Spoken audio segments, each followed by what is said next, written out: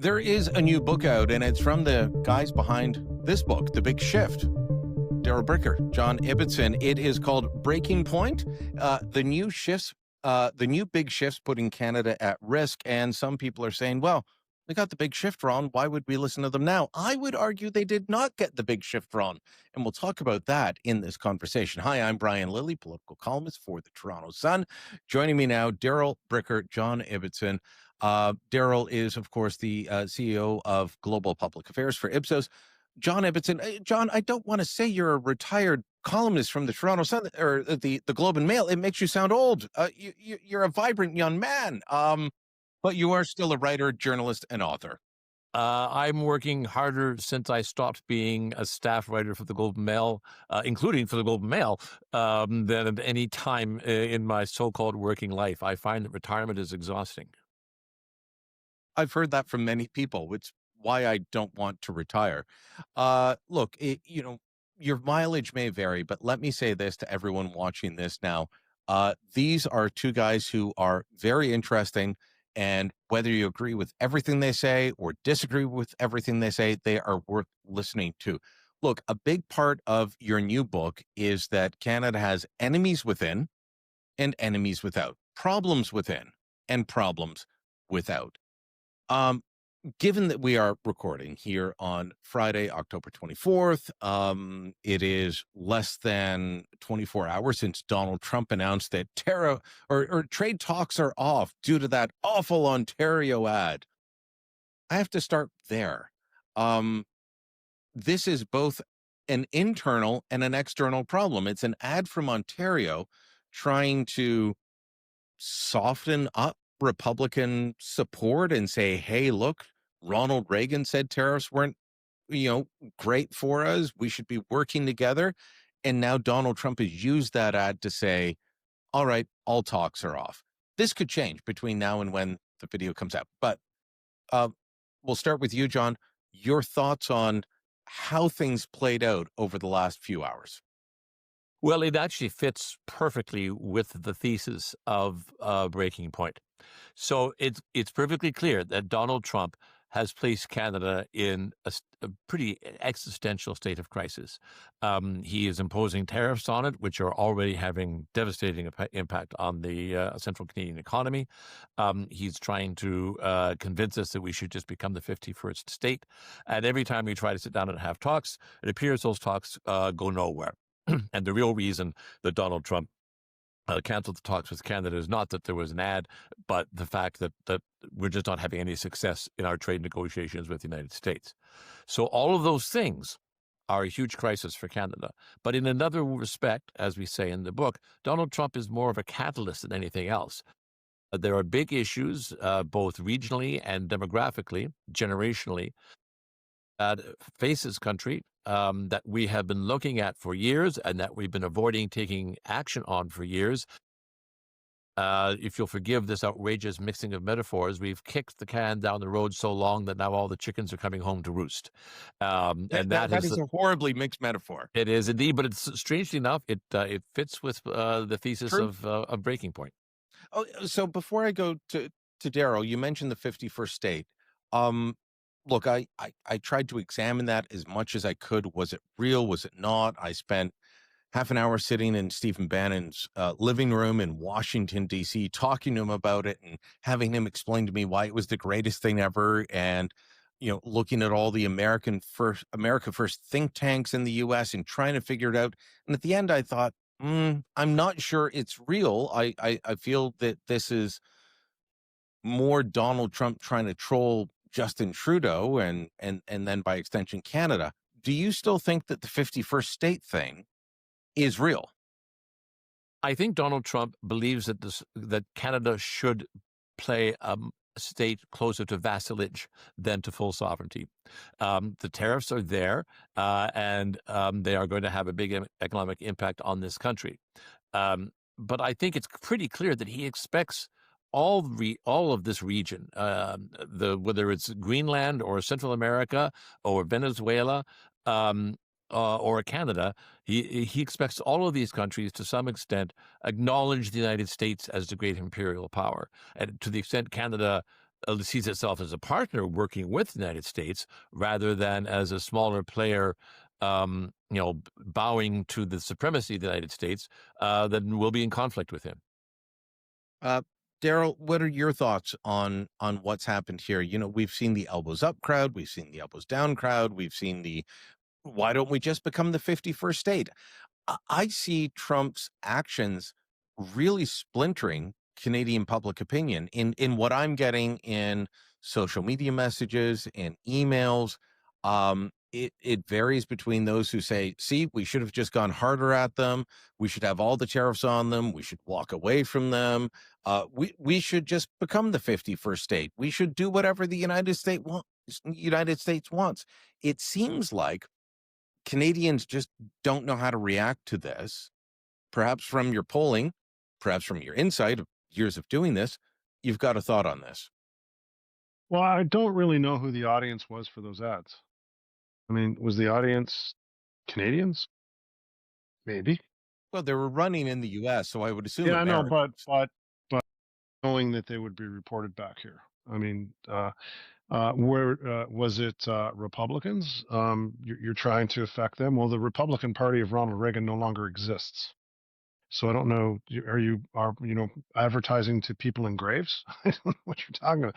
And as far as the people who are on the Democratic side of this, appealing to them, well, is just you know waving a red flag to the person who's in the White House. So I don't really know what the strategy was to this. And I'm not claiming to have any great insight into what Doug Ford or his team was thinking.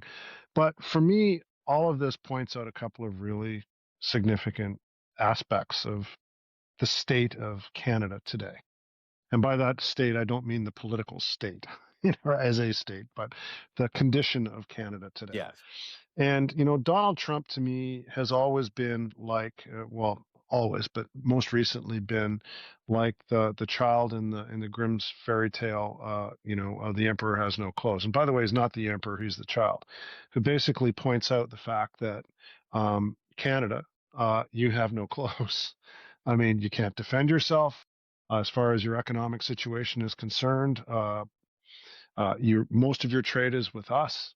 And me, as the president of the United States, I can throw your entire country into a tizzy with one post on social media. You're Zelensky. You are in this situation. And the premise of the book when we got into it was this idea, at least in my head, and John also had his motivations too, but answering this question: are we a unique species on the North American continent? Do we deserve to exist as a nation? And all of these challenges that Donald Trump is presenting most recently in the next few months. I mean, how stable and safe is a nation that in that short period of time, one person can cause all of the things that you're seeing happening? It only is happening because of exactly what John said, because we've created this situation of being so fragile that this one person can cause all of this to go on. So Doug Ford is interesting to me in a couple of respects. One, because of the message and the questions I just asked about audiences and where Canada sits in all of this. But also the second thing is it really does point out the complexity of our federation. I'm sure that Doug Ford wasn't talking to Danielle Smith about whether or not this was a good idea. Was he No. talking to David Eby about whether this is a good idea? Was he talking to Tim Houston about it? Was he talking to the Premier of Quebec about it? He just went out and did it. And now he affects the entire nation by himself as a premier of a province with no coordination as to what's best for the federation, pointing out the fragility of our nation. So I think this is all a very interesting microscoping or condensing of what the situation is that John and I are describing in the book about how fragile we are.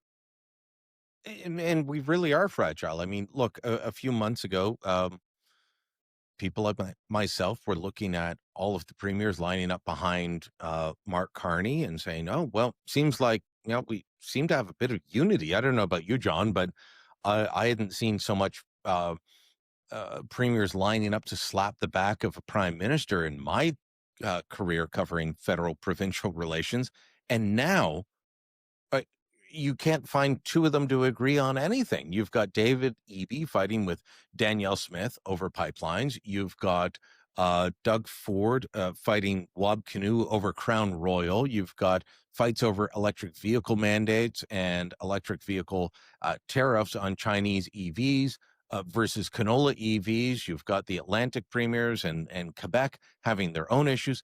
It just goes on and on. It's like we have just decided to descend into utter chaos at a time when what I think the Canadian public would have hoped for would be unity.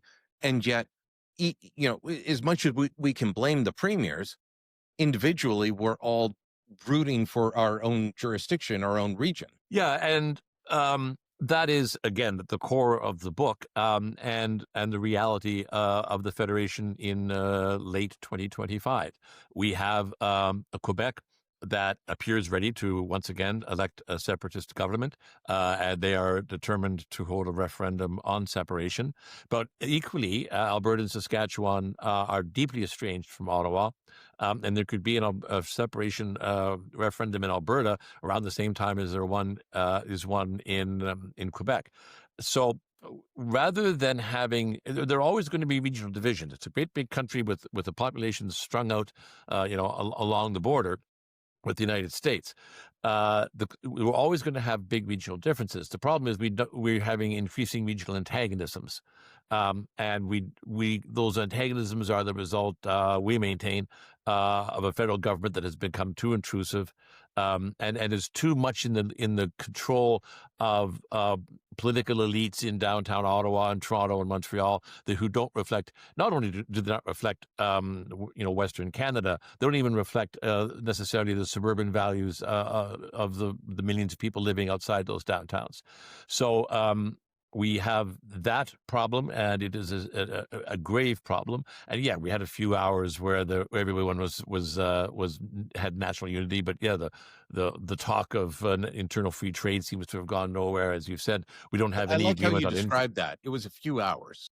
yeah, and we have no real progress on pipelines. We don't really know what big infrastructure programs are going to be underway, except it appears Ontario will get some nuclear reactors.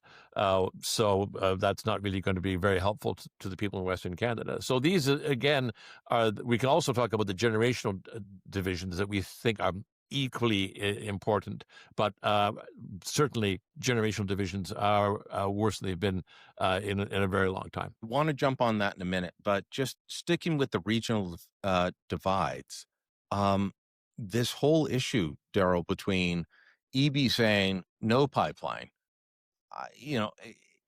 and it's not like the Carney Liberals are pushing back and saying, well, no, the Constitution says we can do one if we want.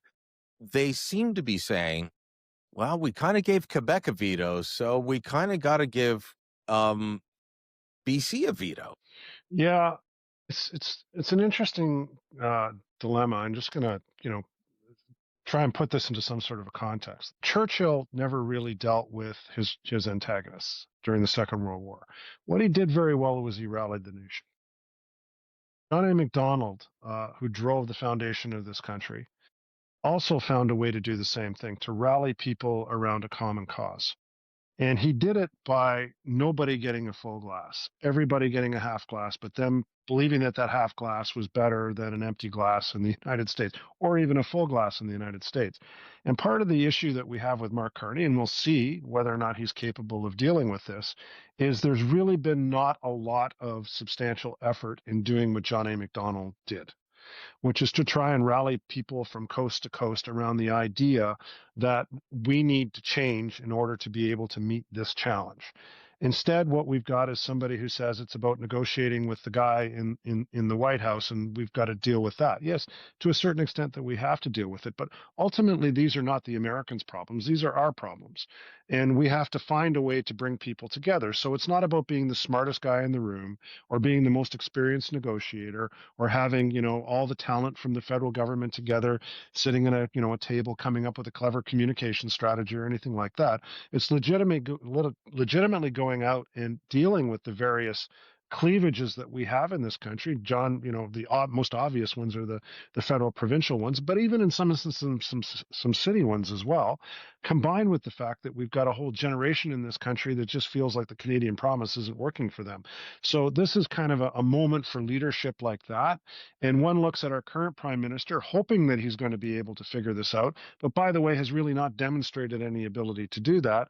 And then we look across the aisle and we look across the leader of the opposition, who seems to think politics is winning the high school, leadership debate or mock parliament debate, rather than understanding that we're at an existential moment in the future of this country, and we need the type of leadership that somebody like a John A. Macdonald was able to bring to the table. This is a unique moment for that kind of thing. So, as much as we want to talk about Donald Trump in the United States, really the conversation is about us and who we want to be. There is a Scottish comedian that I love named Danny Boy. And I used this example in a recent speech. It was a presentation I was giving. Part of his shtick, and he spent a lot of time touring Canada. He was at the Just for Laughs festival, and he would detail what national breakfasts were like. And of the Scottish national breakfast, which, if you don't know, consists of fried eggs, fried bacon, fried sausage, fried beans, fried tomatoes, fried potatoes, fried blood pudding. If you don't know what that is, or We blood do. pudding, that's a blood sausage. Like everything's fried. Bring out your dead. They will eat it as long as it's deep fried. And he said, it's the Scots way of saying to the world, there's nothing you can do to us today that's worse than what we've already done to ourselves. And I've been looking at that and I've been laughing and thinking, that's kind of like Canada's trade policy. Like, as much as we complain about what the Americans do or what the Europeans do, the Brits, whatever, we are our own worst enemies at times. And that's something that both of you write about in this book, is that we get in our own way, don't we? In more ways than one. So, first of all, believe it or not, what you're really talking about is defense spending. We argue in the book that defense policy is foreign policy is trade policy, um, and so our inability to have some influence in the Pacific and Europe is partly the result of our inability and unwillingness to pay serious dollars for defense, and that means we don't get listened to, and it means we don't get seats at the table, and that includes trade tables. But there are two realities, and yeah, I've been writing this for 30 years, literally, and it's exactly the same. I wrote the column in the 1990s. You could write the column today. We need to improve the flow of trade between Canada and the United States. It is by far the world's largest economy. It's right next door to us. So we need to improve trade between Canada and the U.S. That's all. And of course, this is incredibly difficult right now because of Donald Trump. But at the same time, we need to lessen dependence on the United States. We need to diversify trade with our European and Pacific and Asian partners. We've been needing to do that for decades and failing to do it because it was just so easy and lazy to trade with the U.S. And finally, and I think Darrell will want to pick up on this as well, we want to pretend that we export all sorts of things, and we do export some things, but mostly we just export energy and natural resources. And again, how can we get energy and natural resources more easily flowing between Canada and the U.S.? And how can we get energy and other natural resources flowing more easily east and west? And that takes us back, in this case, to the pipeline debate between Eby and Smith. And I'll just finish with this. The pipeline debate between Eby and Smith has to be resolved between Eby and Smith. There's truth in what Mark Carney says about that. But it's also true, as Darrell alluded earlier, the national interest has to be one in which the people of Alberta and the people of British Columbia, including Indigenous people in both provinces, agree on the future of the country. And that might include a future that involves a pipeline, but we have to find ways to talk to each other and reach agreement. We can't simply impose anything on anybody. We have to find a way to accommodate each other. Darrell?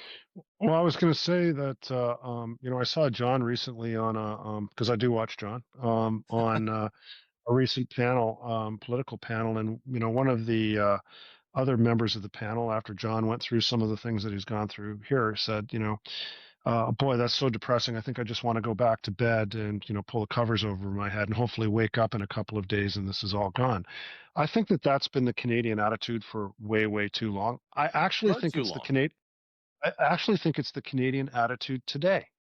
I think that what you're seeing from people on various sides of these issues are like this is business as usual, that we can still keep doing these things, as though any of these other things aren't happening. So we can still, keep thinking that, British Columbia's got its own interest that doesn't support the national interest, that Quebec's got its own interest that isn't part of the national interest. We're in a different place here.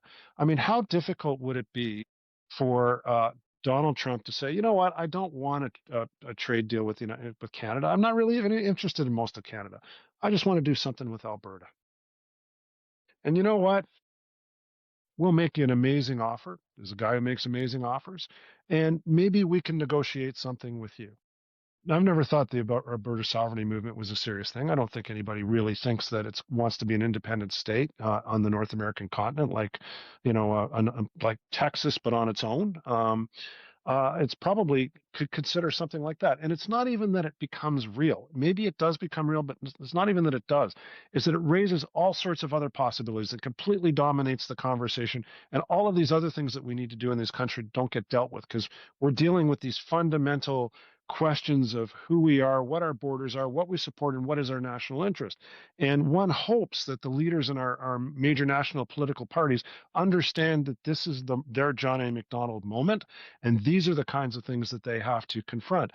And Eby gets half a glass. Daniel Smith gets half a glass. Lesage, in Quebec, he gets half a glass. Everybody gets that because we believe this country is worth holding together. Because if it doesn't, it is a very fragile place. It is a But very fragile place. I also don't want us to get incredibly hung up on regional divisions and only regional divisions, because one of the key elements Yes. of Breaking Point is that it's not just about Alberta versus Quebec or Central Canada versus the regions. It's also about the great cleavages between millennials and Gen Xers, millennials and Gen Zs, who believe that Nobody talks they are. about Gen Xers. Like, Yeah, John, I know. just stop. We are the forgotten people. Versus older folks like us. There was a poll that Darrell's Ipsos did that shows a very large minority of people, I think it was under the age of 40, would support annexation to the United States if the terms were good enough. And that reflects not a real division among younger people, between younger people and older people, with the younger people feeling we're the first generation that's not going to get what our parents got. We're not going to be able to get a house. I don't even know what a defined benefit pension plan is. I'm not going to be able to get a secure job. None of these things are available to me, and it's and I feel angry, especially if younger men feel angry and dispossessed towards older people. And I believe that the intergenerational tensions in this country are easily as serious as the regional tensions, and need to be urgently addressed. And so I'd like to hear from both of you on this. I think that an awful lot of people in our political class in this country dismiss both the Western separation movement, or not movement, but sentiment, because I'm not sure it is a movement yet, but there's a sentiment. And I travel a lot in Saskatchewan and Alberta, and I hear it. And I think that people in Central Canada, Eastern Canada, just dismiss it. But I also believe that an awful lot of the political class dismiss what you were just talking about, John, which is the generational divide and it's not working for me.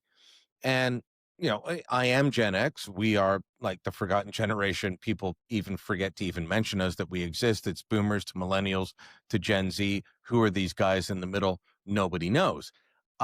But the anger and the anxiety among millennials and Gen Z over the fact that Canada did not provide what they promised, I think is very real and dismissed far too often. So which of the two is one of them greater than the other in terms of the ability to fracture the country? Because I feel like we could be at a fracture point.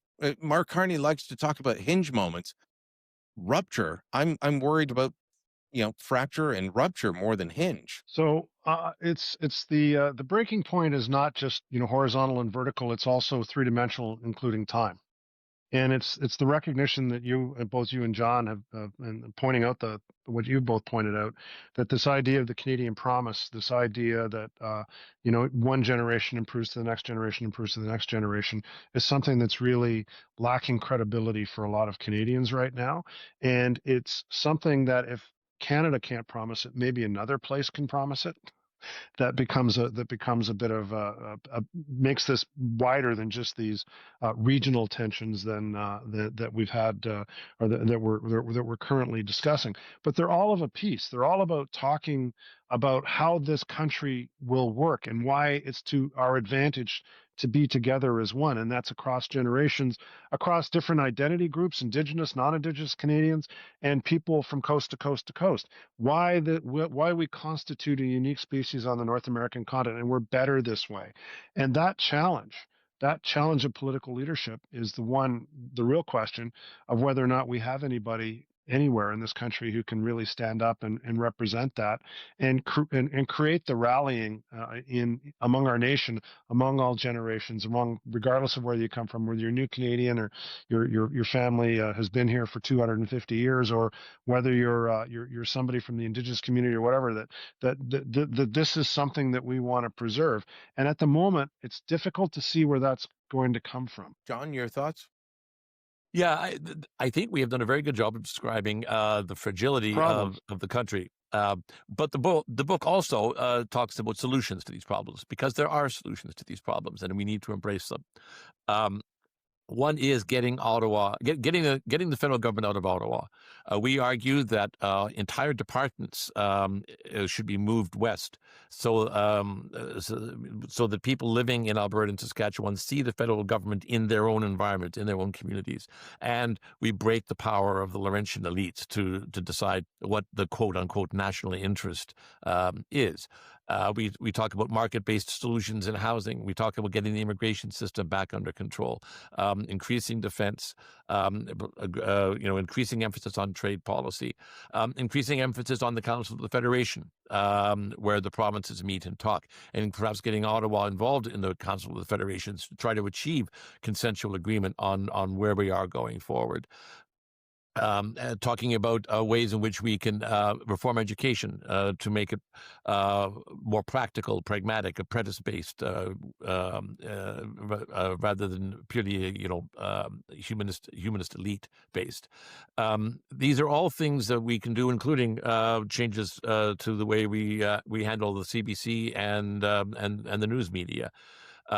They're all there in the book. So we don't want to just throw up our hands and say, if I can interrupt, Sure. John, in Big Shift, you argue that the human capital essentially had moved west already towards places like Calgary and Edmonton and Vancouver, and to a degree it has, but the government hasn't moved with it. In fact, I would argue that under Trudeau, which that happened year and a half, 2 years after the Big Shift came out, kind of entrenched back in Ottawa. Is it realistic to think that we can shift things west? I agree with the idea that Western Canadians should see the federal government more active in their lives and being part of them, as opposed to being this far off, distant thing. But is it practical? Do you think that is something the Carney Liberals would do? Well, I'll let Darrell weigh in on this, but I would just say that, and it's the last thing we say in the Big Shift. It's doable if people insist that it be done. You're right. The West is growing, and this was the whole argument of the Big Shift back in 2013. The West is growing in power and influence and population. The great suburban swaths outside downtown Toronto and downtown Vancouver are also growing every year in influence. There is a coherent conservative party, especially at the provincial levels where they're dominant, that we think the progressives are going to eventually find a way to cohere as well. But whether we get past just the who gets to win the election and get to the idea of how do we fix the country depends on people embracing some of the ideas in our book. So Darrell? the institutions in this country were basically have evolved to represent a solution to one specific problem. And that one specific problem was, how do we deal with uh, the independence movement in the province of Quebec? And even, the Senate, when it was created, it was supposed to be a house of the provinces, where, similar to the Senate in the United States, they represent those regional interests in national decision making. I'm sure there are many fine senators, but that institution doesn't do that job anymore. I mean, what does it do? I mean, they talk about the sober second thought. Well, it's not supposed to be the sober second thought based on your opinion. It's supposed to be the sober second thought based on what the regional interests are that you represent as a senator from the place, from the country in which you were appointed. So, we go so far, and I hope you're gripping the chair that you're sitting on here, Brian. The arms of the chair that you're sitting on, because we go as far as to say it's time to open up the Constitution. We're at one of those moments where we have to take a break from the whole project of Canada being about reconciling Quebec with the rest of the country, to reconciling the country with itself and all of the elements of the country. And we need a new constitution, an amended constitution that deals with this and makes institutional changes that make sense for the 21st century. That is going to make people absolutely violently ill. I know John and I were feeling like we were going through some post-traumatic stress disorder as we even suggested that to each other, but there really is no other way. I mean, the existential problem facing Canada today is not the existential problem of the early to mid 20th century. It's a different problem. It's about reconciling a country that is no longer dominated by central Canada and the Laurentian elites and their institutions and their consensus and their ideology and their institutions. That's a lot to say. It's now time to reconsider who we are. So, look, Breaking Point is out. I encourage everyone to buy it. It goes through what we went through during the election. It goes through the threats within, the threats without. But let me ask you this: has the response, and I want to hear from both of you on this, has the response from the Carney government since they took office been ambitious enough, or has it been tepid? What are your thoughts? I'll just answer quickly and then and let Darrell wrap up. There are areas. It's too it's too soon to tell. You sound There. like me. You're trying to be a politician, John, and you're sounding like No, me, and you're trying to dodge. look, the book argues for the incredibly importance of increasing defense spending, toughening up foreign policy in order Which in to. some areas they've done, some areas they haven't. Yeah, but we'll see what the budget says, but at least the commitment is there verbally. Can they get agreement on infrastructure projects that are economically viable and will work to increase trade? Well, we're going to see about that, aren't we? Will he be able to reconcile the conflicting regions within the country, the conflicts within between the generations, and while at the same time integrating our future into that of Indigenous Canadians? We're going to see about that too. These are very, very big challenges, and I think, at least in the way he talks, Carney recognizes most of those challenges. The question is now whether he or Pierre Poilievre or somebody else is able to actually manage the situation and bring what is really transformative change to the country. Yeah, I would say that I think that there's an intellectual understanding of some of the things that we're talking about here, and you've seen it in some of the what I would call they may have been spiritually difficult for the Liberals, but they were just kind of no-brainers for anybody else, like getting rid of the carbon tax and increasing defense spending and doing some of the things that were kind of the easier things that were within the mandate of the federal government to be able to do on their own. Now the question is whether he can get people to work together to make some of the changes that we need in order to bring this country closer together, and that's going to be a real test for Mark Carney, because I think he's a very smart man. He understands the some specific pain points that are within the confines of what the federal government can do on its own, and he's dealt with those. But he's shown no skills to this point as being a person who can either rally the nation or negotiate and rally other political players in this country and get them all on the same page about something. In fact, the last couple of days shows just how difficult it's going to be. People wanting to do their own freelancing in the United States or whatever. And that is a set of skills that we have not seen yet from this prime minister. He may have them, but that's going to be the true test of his leadership, not increasing defense spending to 5%, because that's something he can do on his own. All right. The book is Breaking Point, The New Big Shifts Putting Canada at Risk. Darrell Bricker, John Ibbitson. I'm still going through it, but I'm enjoying it. It's a fun, fast read, so do check it out. Let me know what you think. Drop a comment down below. Share this on social media, and don't forget to subscribe to our channel. Gentlemen, thanks so much for the time. Thanks, Brian.